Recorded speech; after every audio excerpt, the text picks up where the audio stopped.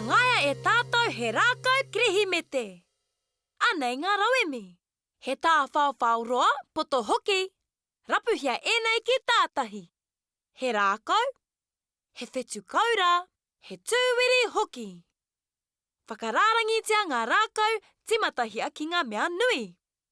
Tūwiritia he puare ki wainga o ia rākau mā te pakeke koe e āwhina.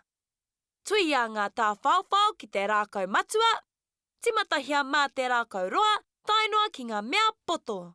Haere tonu kia hua mai he rākau kirihimete.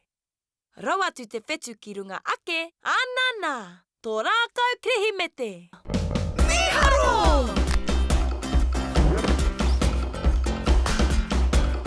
Kāre! Mo enei mahi, haere ki darwinandnewts.com.